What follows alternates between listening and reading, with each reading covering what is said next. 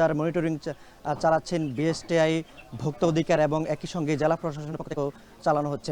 এখন আমরা যেখানে রয়েছে এটি হচ্ছে কুমিল্লা রাজগঞ্জ বাজারে। এই রাজগঞ্জ বাজারে খুচরা বাজার দোকানগুলোতে আমরা দেখেছি যে জেলা প্রশাসন একেবারে স্বয়ং উনি নিজে এসেছেন বাজার মনিটরিং করার জন্য। এখানে বিশেষ করে তেলের যে সংকট রয়েছে কুমিল্লার খুচরা বাজারগুলোতে, একই সঙ্গে হচ্ছে গরুর মাংস, মুরগি, সে সঙ্গে সবজির যদি কথা বলি, সবজির মধ্যে হচ্ছে যে লেবু বা অন্যান্য যে আপনার রোজার যে ধরনের পণ্য সামগ্রী আসলে খুবই প্রয়োজন রোজাদারদের জন্য, সেই বাজারগুলো আসলে মনিটরিং করছেন কেন বাজারে সংকট তৈরি হচ্ছে এবং দাম বাড়ছে রমজানকে ঘিরে। সেই বিষয়টাকে আসলে তারা প্রাধান্য দিয়ে ক্রেতা এবং বিক্রেতাদের সঙ্গে কথা বলেই কিন্তু তারা মনিটরিং চালাচ্ছেন এবং যাদের বিরুদ্ধে গুরুতর অভিযোগ রয়েছে তাদেরকে সাবধান করা হচ্ছে। একই সঙ্গে তারা যেন কোনো ধরনের সংকট বা সিন্ডিকেট তৈরি করে ক্রেতাদের সাথে প্রতারণা না করতে পারেন, সেই বিষয়ে আসলে খোঁজ নিচ্ছেন।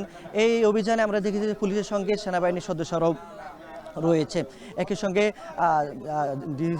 জেলা প্রশাসকের সঙ্গে আমরা দেখেছি যে ভোক্তা এবং বিএসটি আমরা দেখেছি যে তারা কুমিল্লার যে ফলের বাজারগুলো রয়েছে, ফলের বাজারে মানবদেহের জন্য ক্ষতিকর যে ফরমালিনটি ব্যবহার হয়ে থাকে সেগুলোর উপরে তারা কিন্তু ভ্রাম্যমাণ ল্যাবের মাধ্যমে আমরা দেখেছি যে তারা সেগুলো পরীক্ষা করছেন এবং বিএসটি এর অনুমোদনবিহীন যে সকল পণ্য বাজারে পাওয়া যাচ্ছে সেই ব্যবসায়ীদের বিরুদ্ধে আসলে তারা ব্যবস্থা নিচ্ছেন।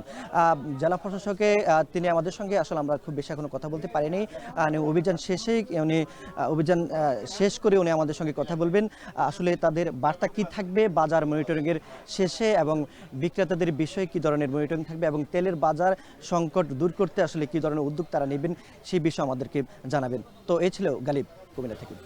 কুমিল্লায় বাজার নিয়ন্ত্রণে অভিযান পরিচালনা করা হচ্ছে সে বিষয়ে সর্বশেষে জানাচ্ছিলেন সহকর্মী মাসুদ আলম।